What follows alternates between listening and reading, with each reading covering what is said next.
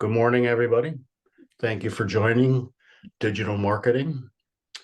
Before we start, I would like to go over a few housekeeping items. Yes, you will be receiving a copy of the PowerPoint, and we will be posting the recording of it, the audio and visual of it, on our website, and I'll put that in chat a little later. But so. The more interactive it is, I think the better it'll be for everyone. So if you have questions, please put them in chat or in the Q&A, and our presenter will kind of answer them as we go. So lastly, after this week, sometime you should receive a two question survey. It's actually a 2-minute survey about how we might be able to make these a little bit better. But my name is Ed Cook. I am a SCORE mentor in Canton, Ohio. Just for those of you that don't know what SCORE is, we are a national nonprofit that began back in 1964. We currently have 225 chapters and over 11,000 volunteers. So besides sponsoring educational workshops like this, we counsel small businesses, and that's really what our forte is. We provide free and confidential counseling for those of you that want to start a business or need help with your business. Locally, we're funded by the Stark Community Foundation, the Hoover Foundation, and Stark State University. And we're also a resource partner with the SBA. Locally, we have about 30 counselors. They each have a very unique skill set, business skill set. We have people that retired from marketing and finance, supply chain, HR. So depending upon what your problem is, we would kind of cherry pick the right counselors to help you in that area. If you're local, our offices are located in the Stark State University Business and Entrepreneur Building in room 331. And you should see how to contact us. So if you want to become a volunteer, or you want to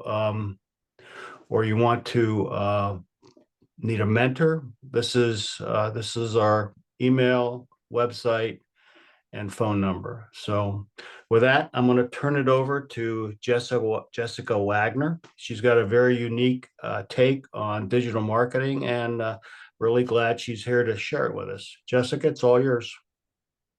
Thanks, Ed. Can everybody hear me? I noticed a couple of people in the chat saying they couldn't hear very well. So I just want to make sure that my voice is carrying.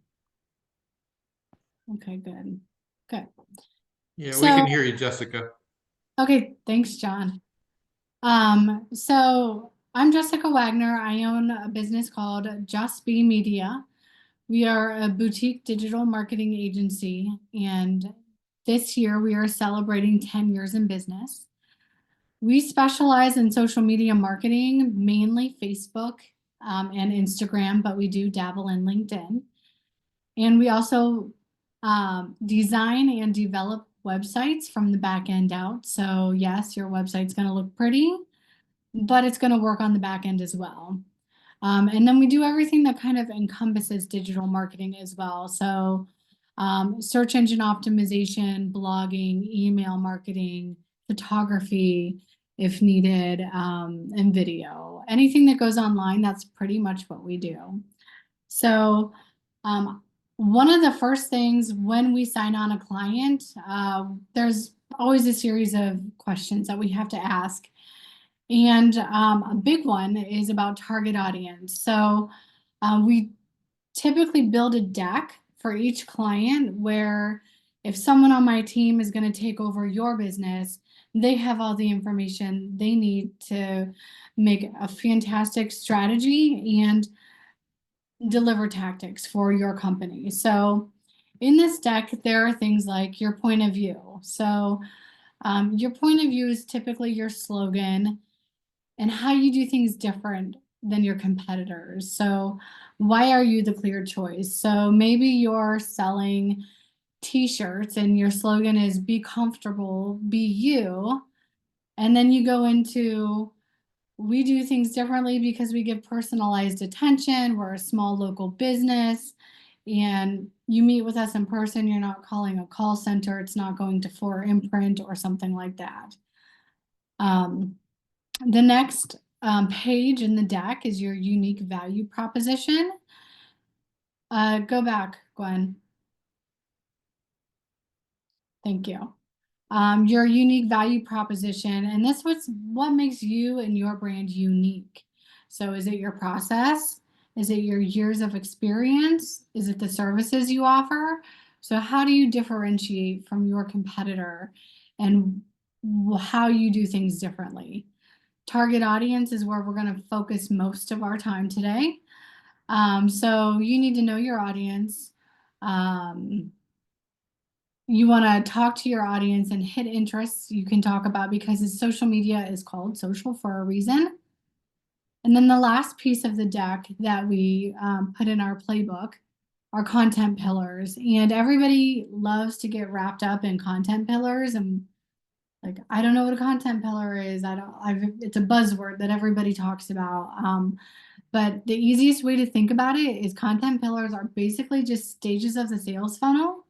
So pillar 1 would be the top of the funnel, pillar 2 would be the middle, and pillar 3 is the conversion funnel.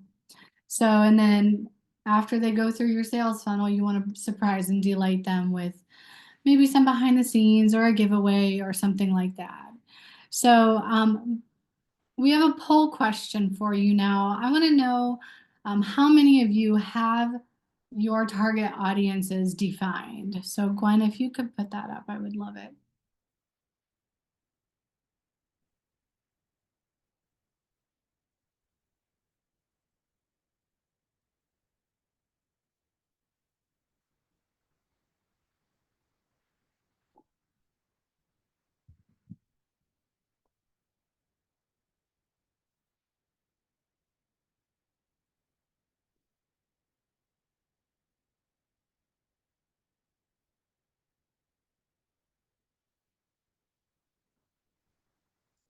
That's fantastic. About 67% of you said yes. And target audience is defined in several different ways. And in my world, it's you have an Instagram audience, you have a Facebook audience, you have a LinkedIn audience. So it could be very different audiences. You can close that and go to the next slide. So if you have all 3 of those, or if you just have one basic audience, then you know your target persona. So for me personally, this is my target persona. And this is across the board after we did surveys and research and looked at who our actual clients have been over the past 10 years. So our clients are typically busy parents in their 40s or early 50s who put family first. But they also get off on business success. They're usually self-starters. So you kind of start to see like we dive deep into who a target audience is. They don't get enough family time. They need to figure out work-life balance. Work-life balance is a huge thing for most of my clients and why people come to experts that specialize in things that they just kind of don't want to do, even though they may know how to do it. So all in all, our ideal client is a real go-getter who needs a team of people to bounce ideas off of and trust that they can carry them out. They want a team with proven success to help them grow professionally, a team that is willing to spill all the pieces of the pie and not afraid to take risks to better their business. They need a team of professionals who are not going anywhere and who are continuously educating themselves to keep their clients' business a cut above their competitors.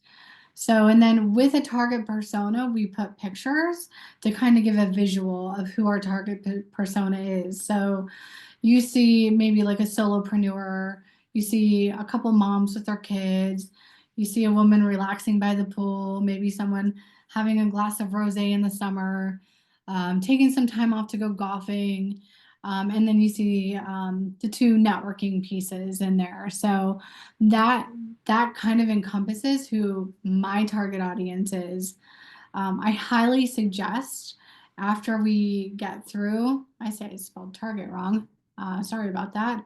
So once we get through the questions that you can maybe use to develop your target audience, create something like this, whether it's just a PDF or a Word doc that has your paragraphs or pages of who your target audience is, and then attach some pictures to it. So it gives everyone on your team or yourself a reminder with clear visuals. Next slide, please.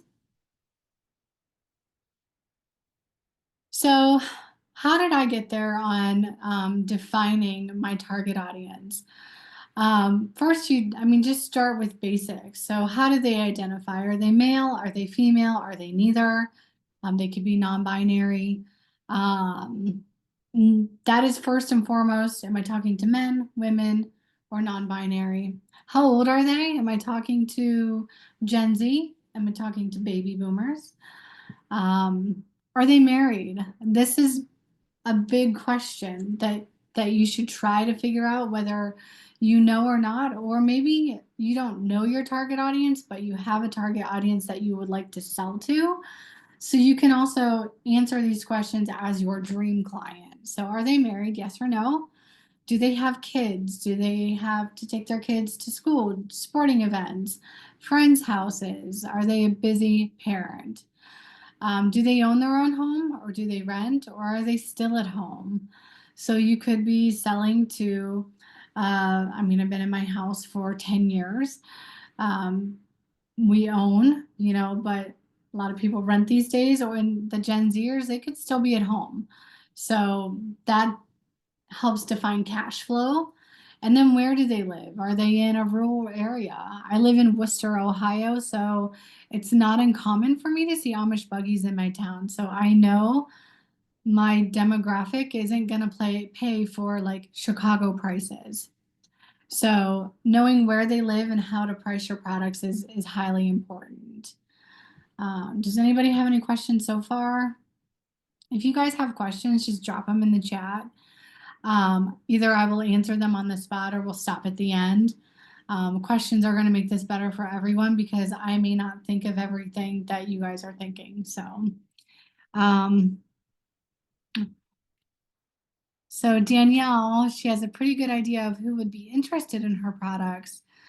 So yeah, Danielle, I would develop your target audience of who you think. So a lot of my clients, it just so happens that I know I'm their target audience.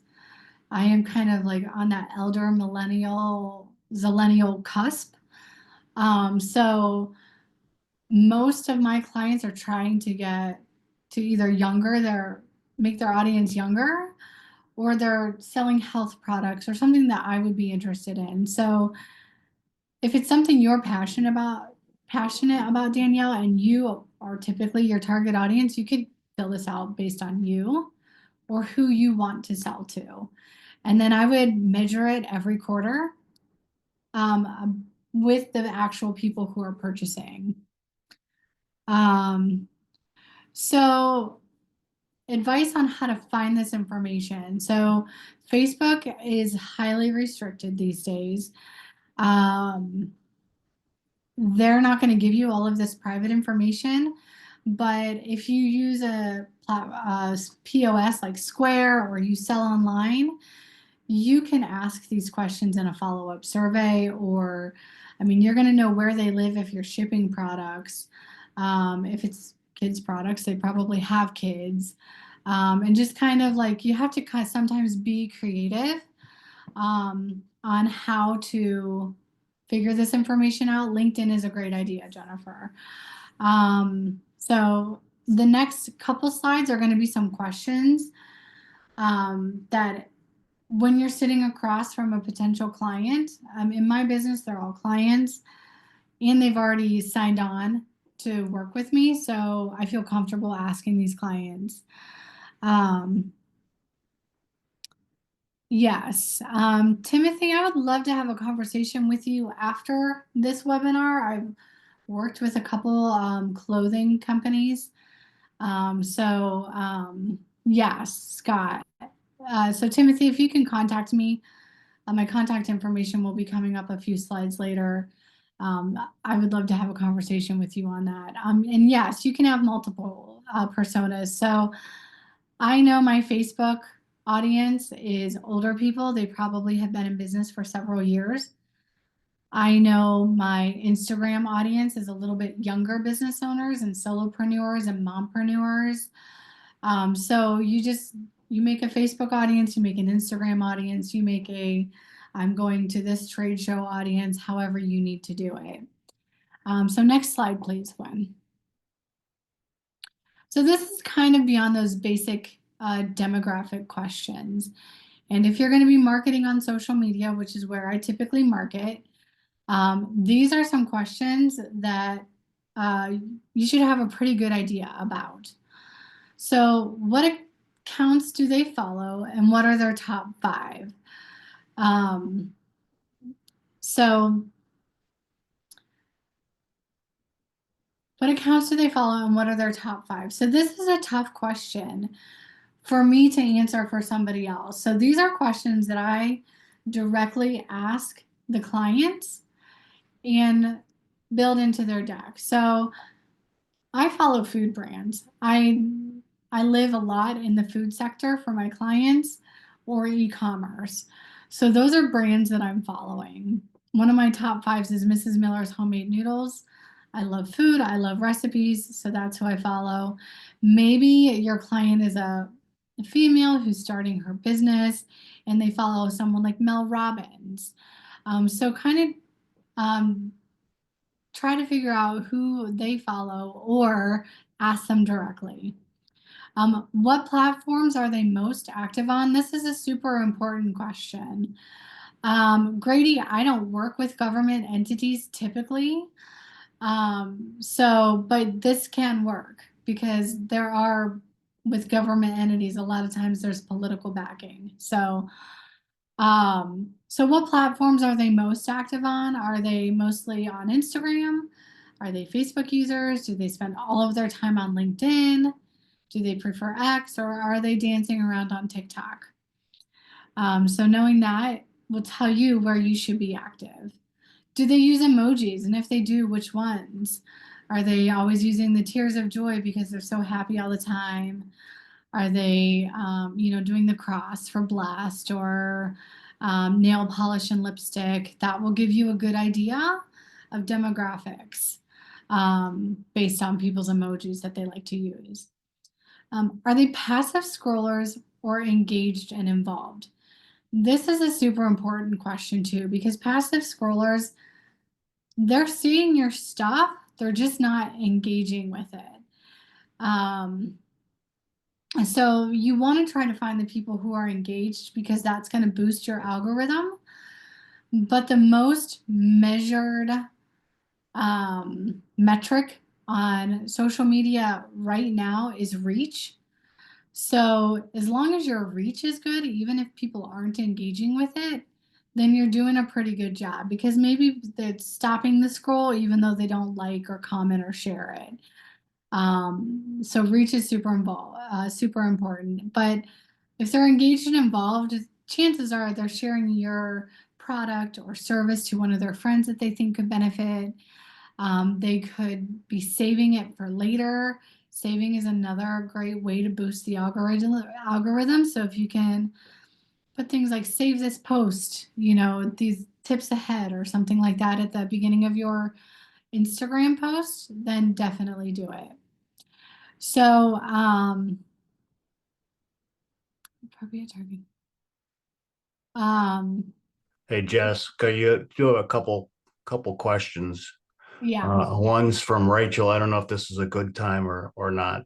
Yeah, I see the one with Rachel, and I was just reading it about fair housing and target audience.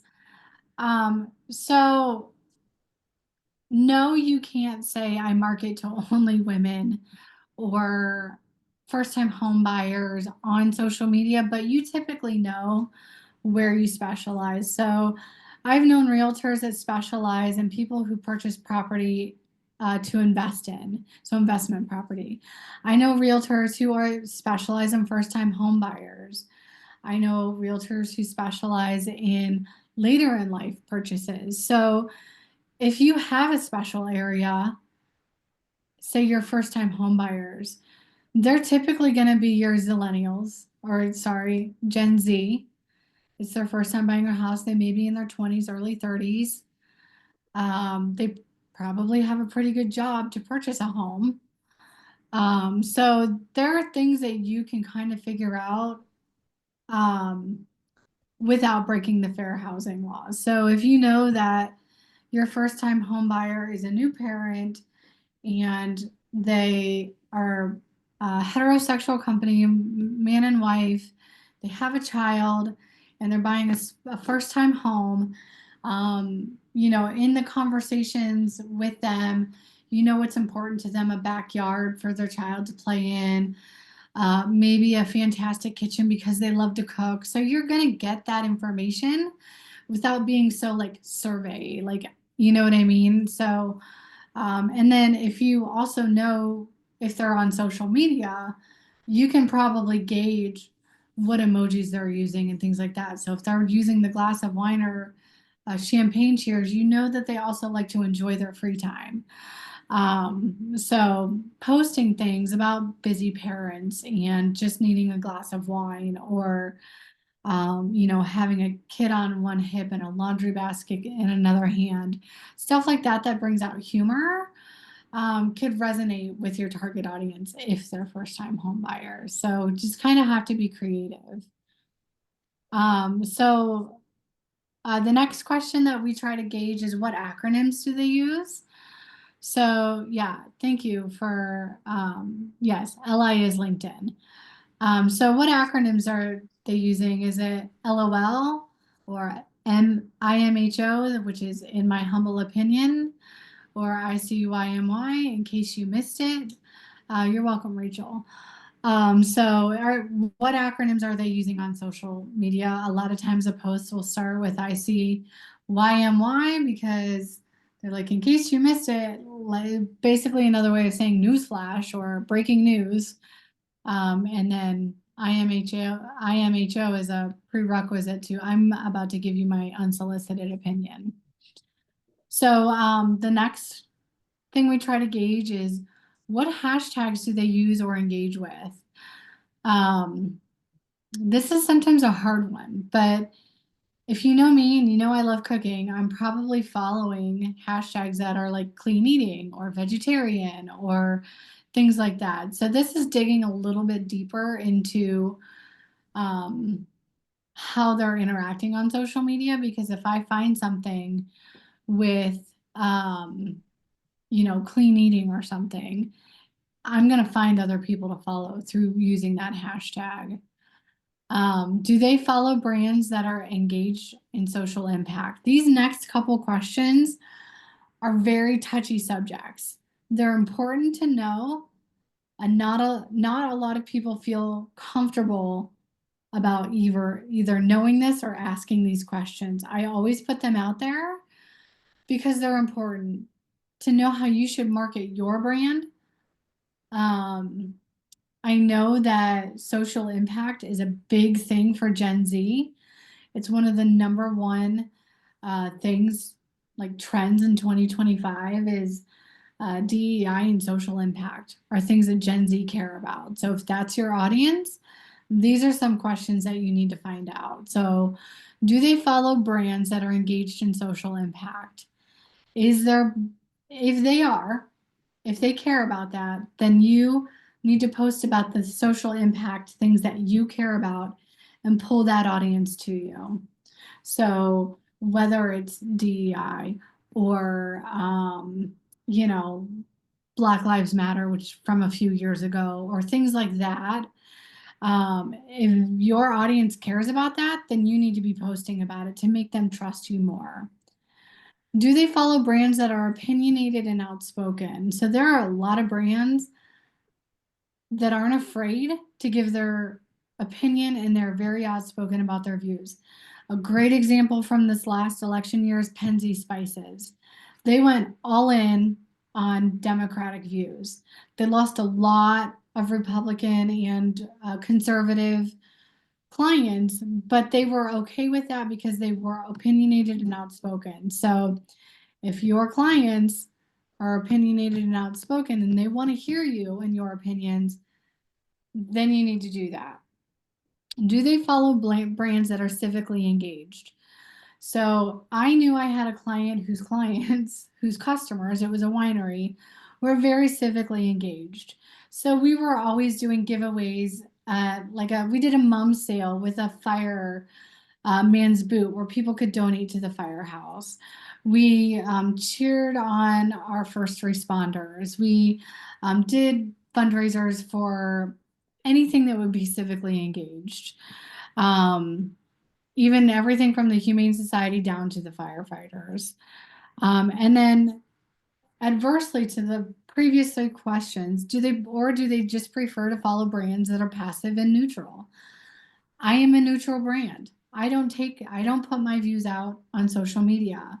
I wouldn't say I'm passive, but I know that our business can work with anyone on any side of the fence who cares about the civically engaged people, who care about social impact or not. We are able to adapt to those people. So I consider myself a neutral brand.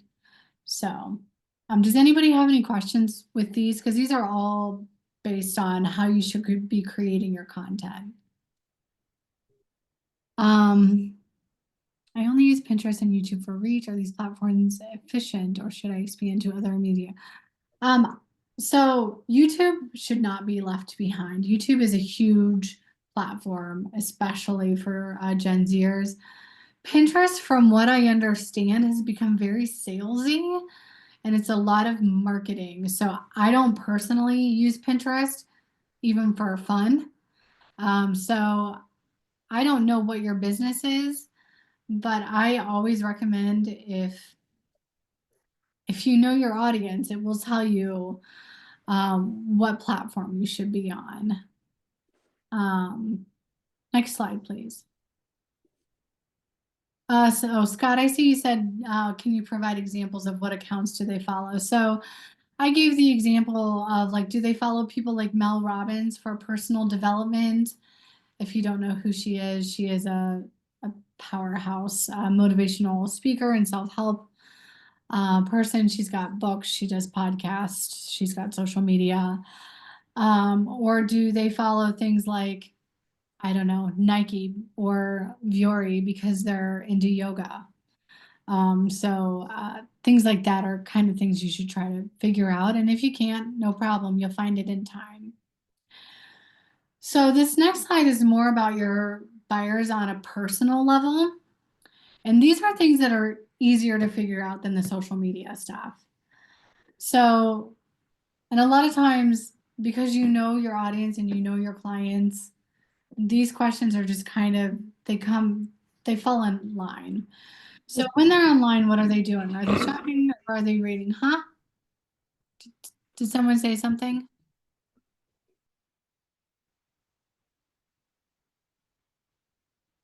Okay.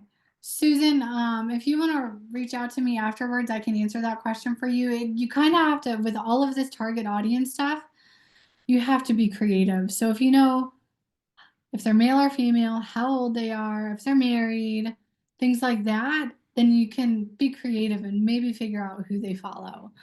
If they have social media, you can just go look at who they're following. So that's one way you can do that. So when on a more personal level, when they're online, what are they doing? Are they shopping or are they reading?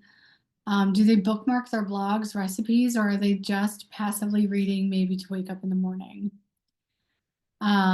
What is their current point of view on your industry or product? This is important because if your audience are like champions of the environment and you're selling a product that's packaged in plastic, they may feel a little ick about purchasing your product just because of the way it's packaged.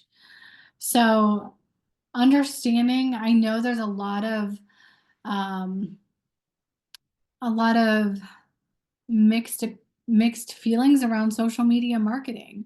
I'm well aware of that. So knowing that, we tailor our content to be a little more friendly, letting people know tips and tricks. You don't have to hire us, but we would love you to, and we can help you on a coaching level if you don't want us to know all of your passwords and things like that. So knowing the current point of view on your industry or product is a super important question. What are their psychographics? So kind of ties into the last question. What do they have in common? Once you figure out all of these things, you can do a Venn diagram or a spreadsheet or something to find out where the commonalities are in your audience. So you may have grandmother buying onesies and tea towels for their grandchildren at a certain time of year, but the bulk of your audience are moms. So yes, 1 month out of the year, maybe around Christmas, we want to target our grandmothers. But the rest of the year, we're targeting parents, mothers, fathers who are directly, purchasing on a regular basis onesies and tea towels for their children. So what motivates them to take action? And this is any action. What motivates them to either purchase your product, click into your website, or just like your post or make a comment on your post? So any action, a lot of times funny things or controversial things get people to take action. And again, depending on your brand, you have to decide if that's who you want to be. And then what does fulfillment look like for them? I saw a really good reel yesterday, and it was someone I know, and she's a mom, and she has nieces and nephews that are around the same age as her son. And she said she posted a reel of her pushing like 6 kids in this giant stroller. And she's like, this is me trying to decide if I should spend $15 on underwear or $600 on this stroller. Like, what is my, and then it shows her pushing the stroller. So she's like, priorities, so it was kind of funny, but it was kind of real too. Like, she would rather buy a $600 stroller for her and her son and nieces and nephews than spend $15 on underwear. So, I mean, you kind of have to, when you see stuff like that, it's like, oh, that's my target audience. That's, so it's not always someone who's a current client, but you might know, oh, that person has the budget to spend $600 on a stroller. So, and that's fulfillment for her. So it's more important for her to spend money and time on her kids and nieces and nephews than prioritizing herself. So do they have any fears, major fears, or anxiety that drive them? So this and the next question, what keeps them awake at night, tie in very closely together. So is your client worried about when their next client is going to come? Is your client worried about being so busy that they're not going to be able to drive their children to their soccer game? And they need to alleviate some time, they need to get some of their time back. Is your client looking for luxury products that's going to make them feel good, or the person they're buying it for good? So this is what keeps them awake at night. And those people that can't sleep at night are generally your passive scrollers also. And then this is another good question. Where do they get their news? Is it on social media? Where are they getting anything from local, Northeast Ohio news, national and world news? If they're getting it from social media, then knowing what's going on locally, nationally, and from a world perspective, you don't have to post about it, but you know where to find your clients. So does anybody have any more questions about getting a little bit more personal with your buyers?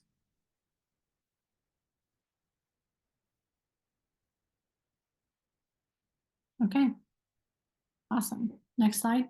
Oh,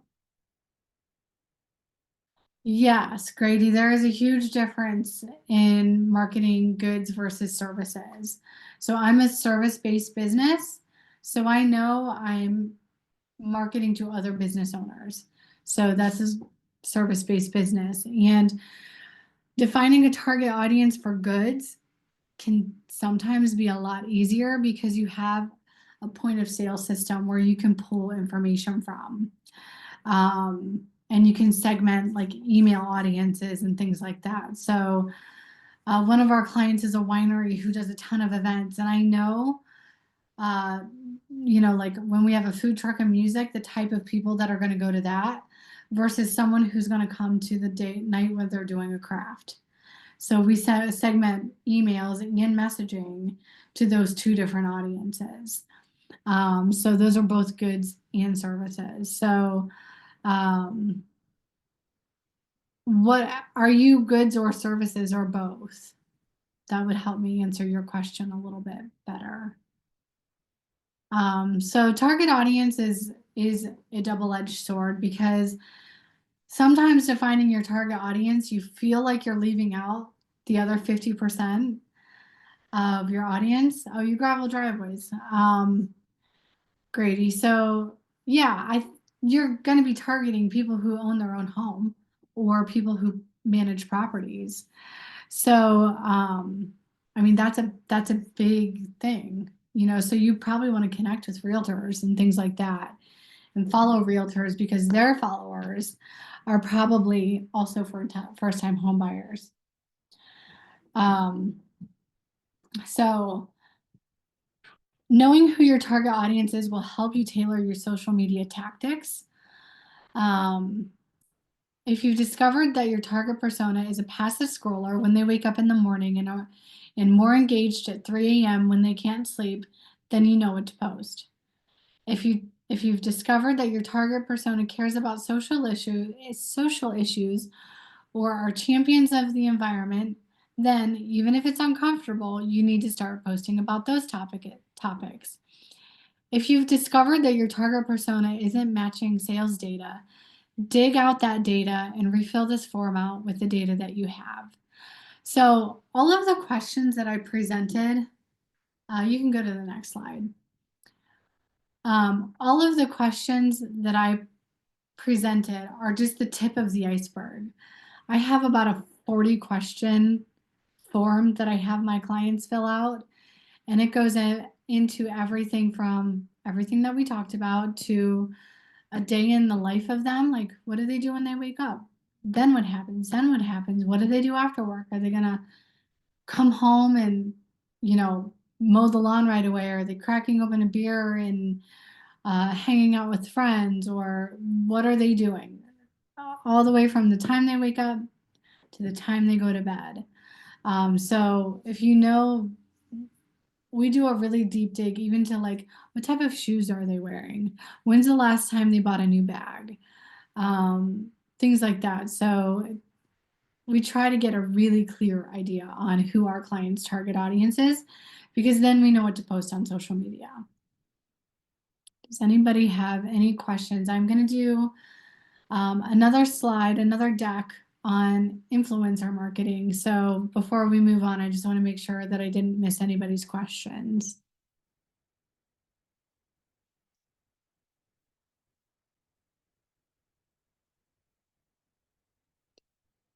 Wouldn't using social to post about issues you or your brand cares about bring in your target audience more organically versus posting about issues to reach?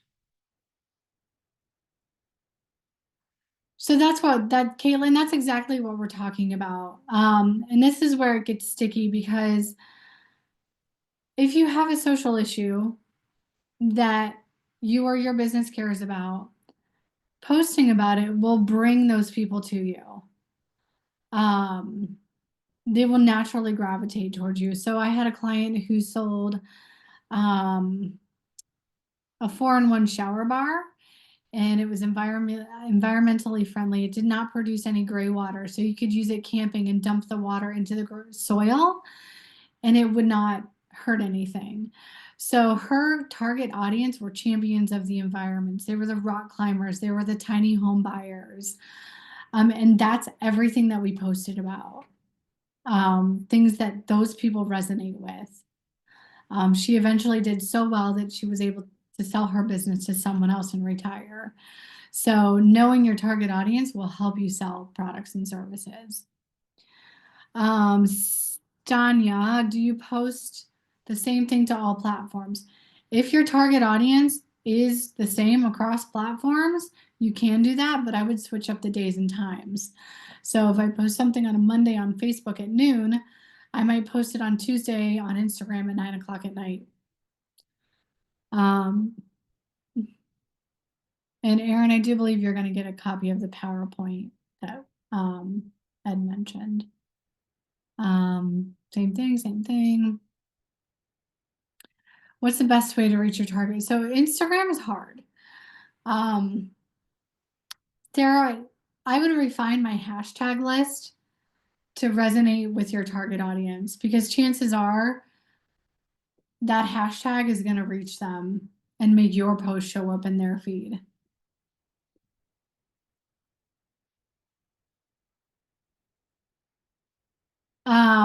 So I don't know what your business is, Minuet, I'm not sure how to say your name. So it's hard for me to answer that question for you. But all in all, a lot of this stuff you just have to be creative on. I have the advantage of being able to ask my clients these questions directly. Mental health is hard. So I know you have regulations and things that you're not allowed to, I guess, target. If you have a target niche or a target audience, and maybe it's maybe you're dealing with people who are getting a divorce or something. If you have a typical niche of mental health, because it's a broad spectrum, then those are the people you need to talk to.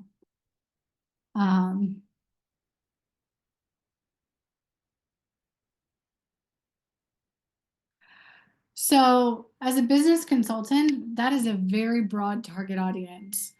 So I think that you need to look at your past clients and try to figure out who they were, and that will help you develop a more defined target audience. And boosting and all of that stuff, that is actually not part of this presentation. But I will tell you, I always try organically talking to my target audience first, because Facebook is a business too. And if you give money to a business, the first thing they're going to do is want more money. So you might go down that rabbit hole. So this is all of my contact information. I'm going to close up this slide or this deck so we can move on. So screenshot this or copy it down and follow me. I put tips and tricks out there all the time on my social media, or you can contact me directly on my website, and I'd be happy to have a conversation with you. So next slide, please. So now we're moving into more of a tactic where target audience is strategy. Influencer marketing is one tactic of many that you can use. So I would like to know if any of you have used influencer marketing or have experience with influencer marketing so far.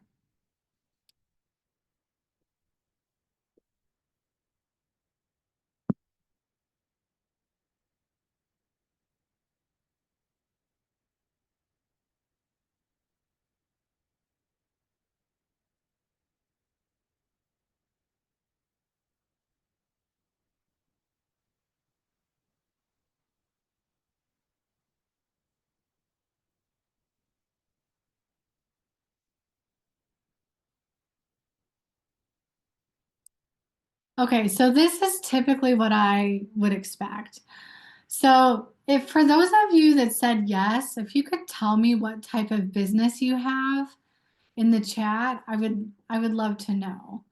So influencer marketing is still a relatively new tactic for marketing, but it is wildly popular and growing. So we can go to the next slide. So I'm looking at some of these: real estate, social enterprise. I would like to use influencers when I got plenty of local ones. My target moms, special needs parents, and I'm an in-person service provider. Social enterprise, real estate, nonprofit, and for-profit. Okay, so we've been doing influencer marketing for about 3 years. Hardscape. Grady, have you used an influencer?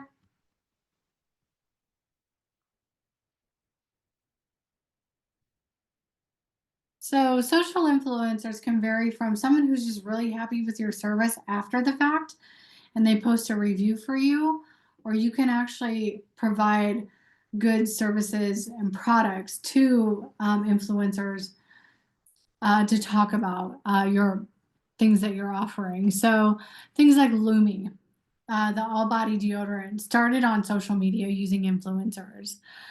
Now you see them on the television commercials because they've grown so much by using influencers. Same thing with the same idea with the Mando. Was all social media influencers, and it's a men's all body deodorant, and now they're on television commercials. So starting on social media with influencers and getting people engaged and buying your products. I know like even Spanx is using social media influencers right now. A lot of food brands are using social media influencers. So I'm just gonna kind of do an overview of what influencer marketing is and provide you some information that you can take with you. This is a huge part of what we do today. So if you're interested in getting into influencer marketing, please reach out and I can guide you through that process or let you know how we do it. So a nano influencer has up to 10,000 followers and they're seen as relatable, cost effective, and can help build trust and credibilities.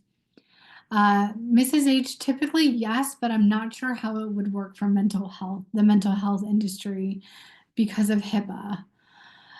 So these are your people that have, around 10,000 followers. They're all maybe people they know or people that know people they know. They're very small, engaged audience. So micro influencers, 10 to 100,000 followers. This is a broad audience.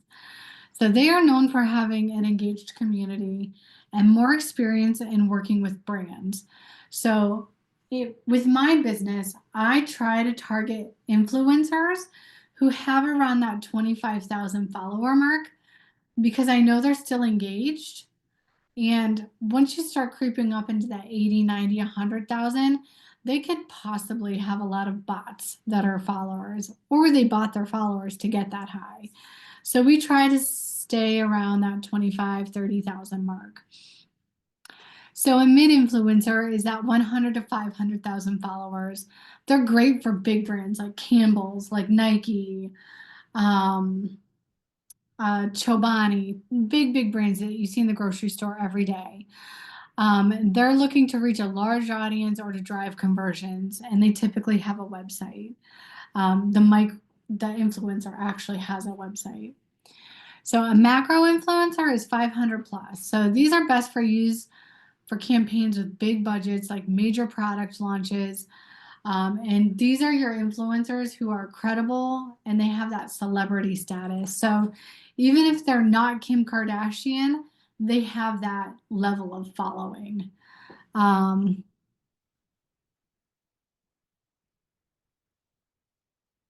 That's fantastic, Michelle. I'd love to know how you're using that. Maybe we can have a conversation after this. And Victoria, I will touch on that here in a little bit. Next slide, please.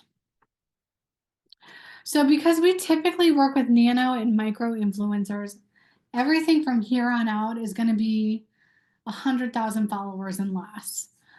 So I wanted to create some charts for you to kind of give you an idea of how many hits you could get, conversions, and the average engagement rate per impression. So on a day-to-day basis, a typical engagement rate on a Facebook post is like 2%. And that's really good if you can get 2%. So keep that in mind. Same thing on Instagram, it's about 1.5%. So, and again, that's great for Instagram. So knowing that, so if it's a nano influencer who's going to cost less money, excuse me, the average impressions, that means how many people have the potential to see the campaign. Just for a regular in-feed static post is 885 people. 107 engagements, that means 107 people either loved it, saved it, or commented on it. So your average engagement rate per impression based on those numbers is 11%. So you can already see, even with the most basic of posts and the least amount of followers, how it can help your engagement rate. So you're going to notice a trend on all of these charts that TikTok's numbers are astronomical. TikTok is a great place for influencer marketing. It's expensive, but you're going to get big numbers. So for your micro influencer, your, let's say, Instagram Reel, which is basically a TikTok on Instagram, you can get almost 15,000 impressions, so almost 15,000 eyeballs, 880 engagements, and that puts you at a 6.25 engagement rate per impression. So while you're getting a lot of views, your engagement rate goes down because of the nature of the platform. Next slide, please. So this is where the money gets involved. Half on half is, HOH means half on half. So it's this 6 months compared to the previous 6 months. So this is where you can start to see, like, okay, this is how much I'm going to have to spend. We do have ways to negotiate with influencers depending on your product or service or brand. A lot of influencers we can talk down because they want to form a relationship and get lots of business, not just one job from you. So, and we have that ability because we have influencers that we work with on a regular basis. But typically, if you're going out on your own for just an Instagram post one time, you're going to pay the influencer around 120 bucks to post about you. Your cost per mention is going to be about 100. You're going to pay more for them to mention than what you pay for, or I guess you're going to make $4.33 for them mentioning you. So you're going to see how that goes up and down over through the course. So micro influencers at TikTok, you're going to pay $1,700 to an influencer to talk about you on TikTok. But after all of the engagement and potential ROI and things like that, your cost per mention is only $61.56. So your cost per engagement is $2, so you can do the math there. And you're going to see that your half over half is going to be 40% higher than what it was compared to the 6 months prior.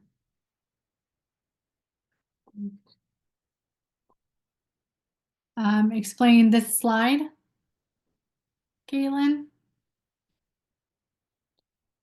Okay, so the first column is pretty straightforward. It's how much you're going to pay the influencers based on the amount of followers they have and what type of post. So in static and feed posts, 120 bucks for a nano influencer or 233 for a micro influencer. That's pretty straightforward. So your cost per engagement for nano Instagram posts that you paid $120 is going to be $1.15. So if you're already doing social media ad buys, they give you a cost per engagement, and like a goal for me when I was doing ads was like 35 cents per engagement. So with that type of post using an influencer, it's $1.15 per engagement. So if you're getting 10 people, let's say, at $120, your cost per engagement is going to be higher. So the lower the cost per engagement, the better the campaign. It's going to be a little more sticky. Susan, we can have a conversation about that at the end. So Greg Beckner, an influencer, would be fantastic for you. And then your cost per mention is basically how much you're paying that influencer to mention your product. So even though you only paid him $120, because of the ROI, you're actually paying $124. So with the cost per engagement, these numbers can go down with someone like Greg Beckner, who's like, hey, I'm going to give you a free bike to talk about my bike shop. You may not pay them anything if they will do an Instagram story, an Instagram reel, or a TikTok, or whatever it is to talk about your bike shop. So that's how we have negotiating power, is when you have a product or a service. I use influencers for my service-based business. I offer them a free SEO audit or a strategy, and then they go on their social media and talk about how wonderful it was to work with us. So, you really can be creative with influencers. The only people that it really doesn't work for, or probably someone like mental health, just because of HIPAA, someone who is in the like financial advising, healthcare, not a doctor, but like someone who sells health insurance or any type of insurance, but home services are great. Brick and mortar locations are fantastic that sell a product. And then e-commerce and restaurants and things like that are perfect for influencer marketing. Next slide, please. So what I did was break down a couple industries. So the results can differ depending on the industry that you're in. Brands that sell visual first products like cosmetics or fashion have been working with influencers far longer than brands in, say, home services. Divine, you might have some privacy laws with that too, but we could explore that. That's an interesting question. That said, we laid out several industries, all with varying volumes of post to get a full scope of influencer marketing over the past 6 months. So these are clients that I typically work with. You guys have a lot of different businesses that you've mentioned that may not be on these examples, but I did want to show you some examples. So next slide, please. So if you're e-commerce direct to consumer, with solid engagement and lower cost per engagement, Reels has major brand awareness and earning potential. Instagram posts have the lowest cost per engagement and the second lowest average cost per activation, making them a worthwhile add-on to Reels content. Next slide. Just when I do influencer marketing, I don't give them the option of they have to do an Instagram story just because of the reach potential. And then I give them an option. Do you want to do an in-feed post or a reel or both? So that's how I do it, but every influencer is different. So, so for e-commerce, you can see the numbers are fantastic. So your average impressions per post, you might get 30,000 impressions on TikTok, but you're going to pay $600 just to activate that campaign. So your average engagements on a TikTok campaign for e-commerce is about $3. And then your median engagement rate per impression is $108 or 2.57%. 2.57, 2.6% is a great engagement rate. 0.26 on Facebook, probably not where I would spend my money. But it's only $50. So if you want to just dabble in influencer marketing, that might be where you want to start. Next slide, please. So the next industry, we're going to talk about food and beverage. So as the saying goes, we eat first with our eyes, making food content a solid go-to across platforms.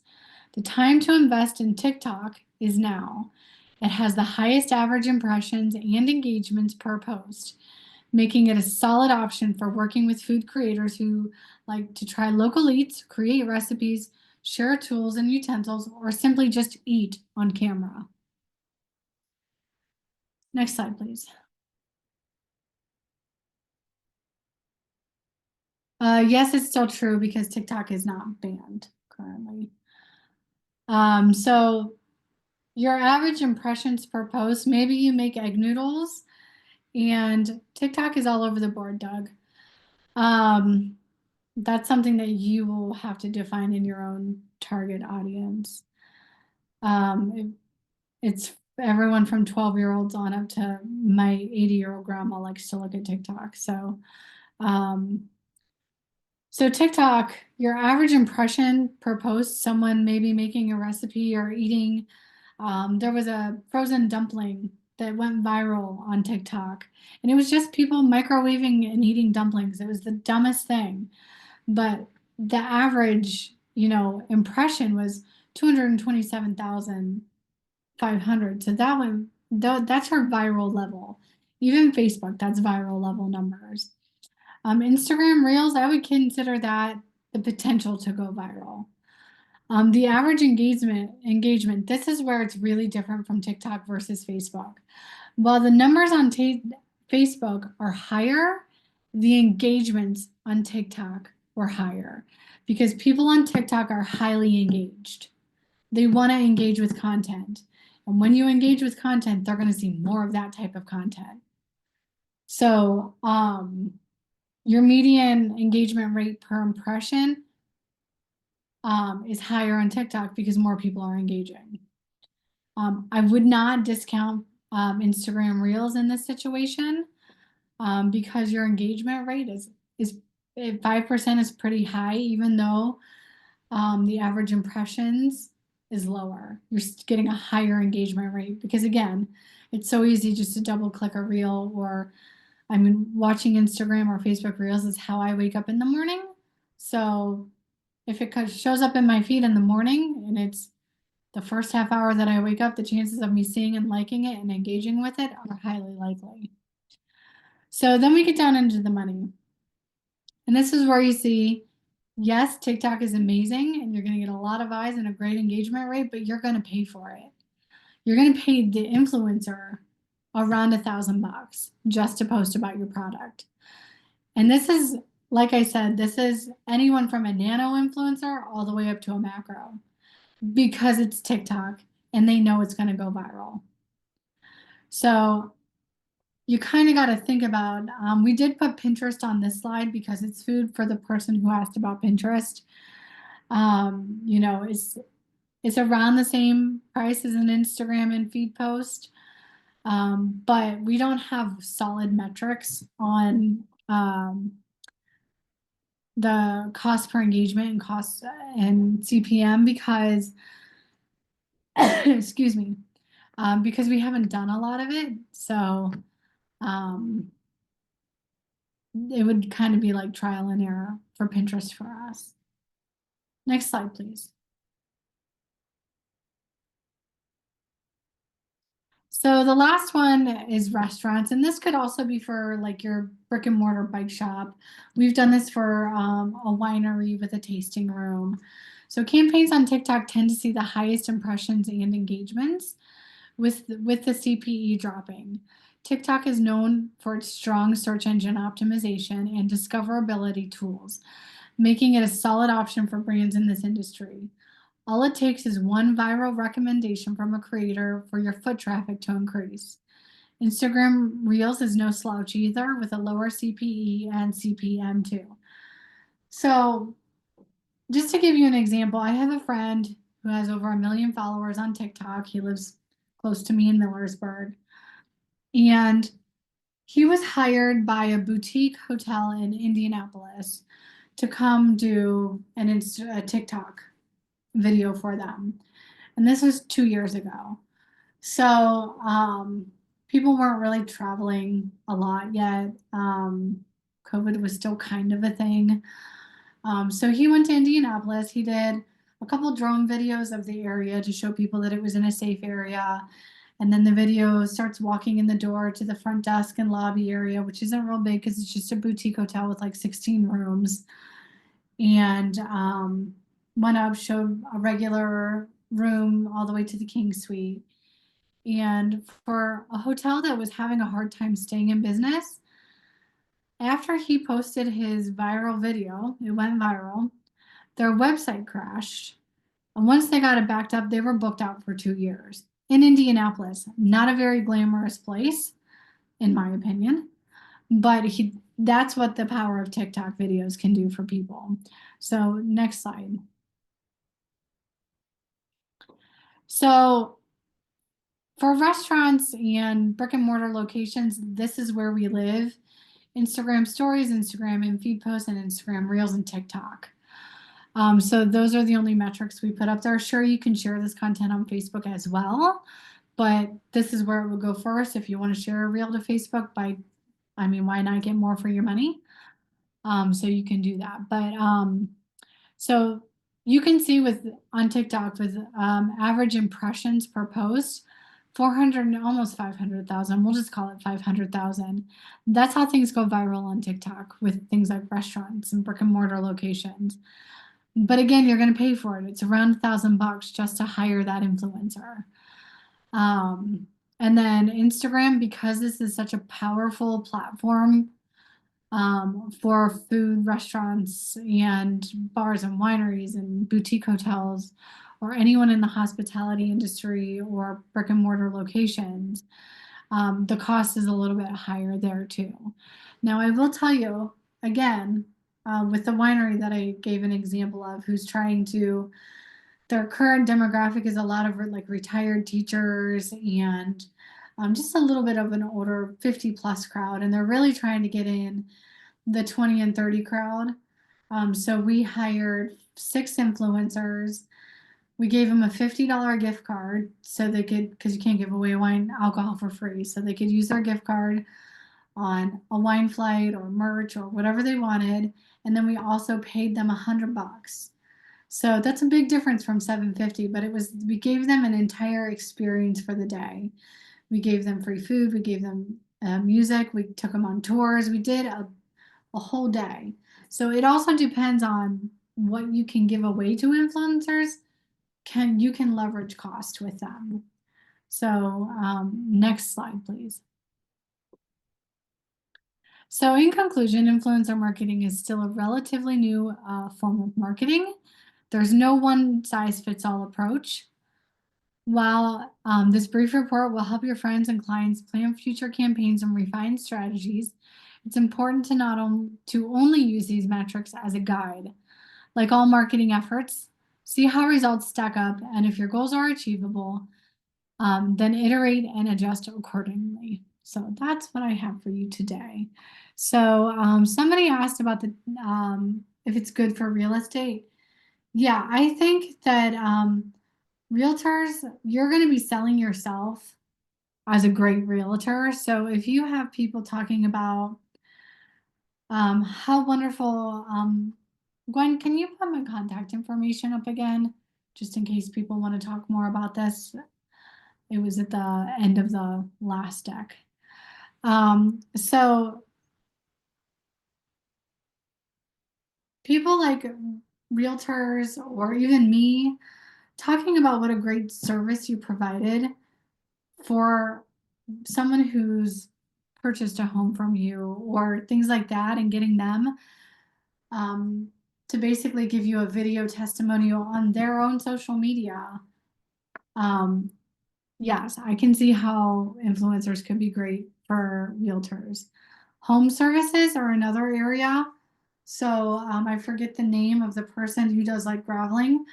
You could offer someone to gravel their driveway for free, and get them to video the process and how you do your job, and just working with you kind of like before and after photos, and things like that that they post on their own social media. That's the big thing. So this is content that the influencer is posting on their social media to talk to their audience. So while a lot of times you can define,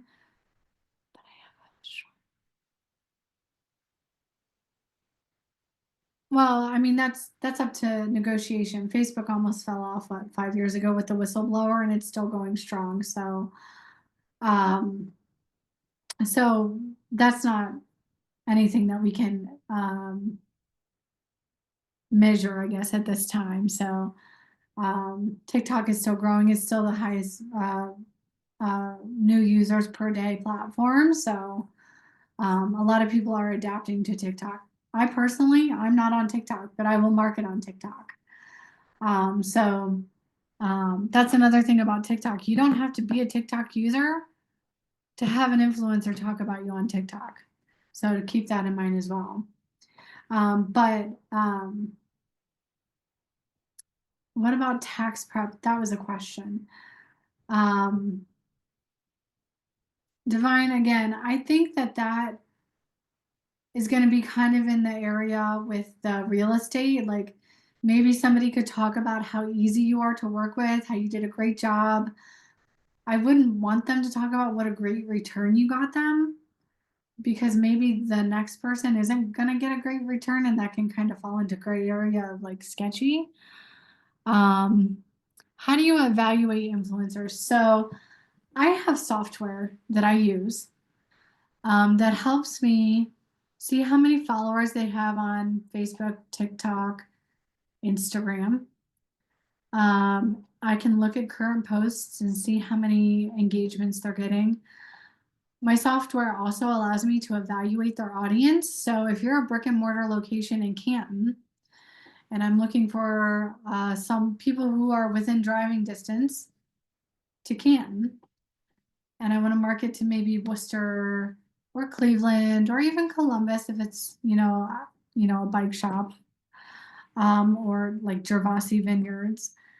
I can look and make sure that their followers aren't in like Nigeria, because the people who buy influencers, they're typically paying pennies to get numbers from people outside of the country. So I can have, my software allows me to look and make sure that if they're in Canton, their audience can also get to Canton. And then it'll also give me like warnings of potential bot activity and things like that. So Hiba, this is software that's proprietary to my business.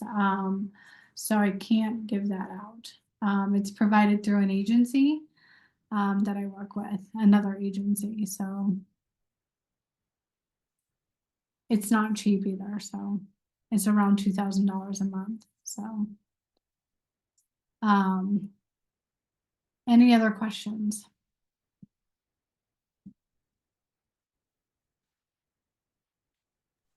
Looks like you have to get local influencers if you're looking for local buyers. Is there a way to find out? Yeah, Greg, I kind of just touched on that. So I can look at audiences. Maps and Google reviews, you should always work on that. I mean, that's highly important. Reviews are always going to be a good thing. They're also optimized with Google. The more reviews you have, positive reviews, let's say, Google will optimize you in that map. So, can you demographically and psychographically target potential clients? Yes, you can. So TikTok is probably the easiest platform to reach your target audience. There are all kinds of metrics that they will ask you to, if you are pushing your own ads out and not having an influencer. What I do is like, let's say it's a food brand. So if they're doing recipes, I find another food brand who's doing really well, watch that video, and then kind of copy what they're doing and then push it out because I know that's what people are engaging with.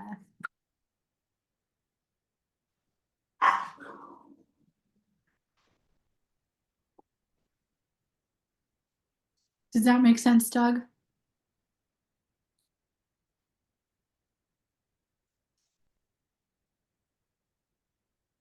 Okay. Anybody else? Would it be possible if you could read the question before responding to it? Oh, sure. Yeah. Ed, do they get a copy of the chat as well? I'm not sure that they get a copy of the chat. That's a Gwen question, I think. Okay. I know that I've seen it before, but I don't know that we've sent it to any of the registrants before. Okay. Each participant can save the chat themselves. Okay.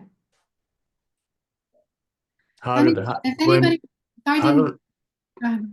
how do they do that, Gwen?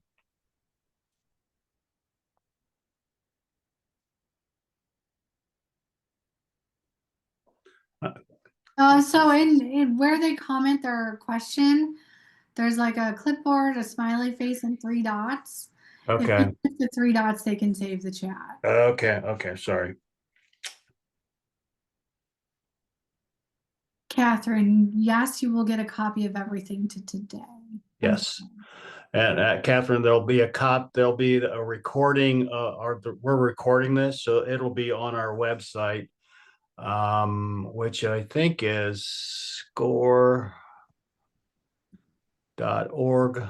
/Canton, but we will actually send you a copy of the link once we Okay, upload it. okay, good. Thank you, Gwen. And if anybody has any questions, I have no problem popping on a Zoom or a phone call with you. Just reach out.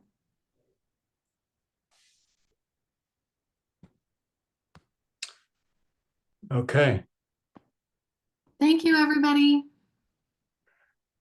thank you. Jessica, thank you for your time and sharing your expertise, and thank all of you that joined us. With that, everybody have a great day. So long.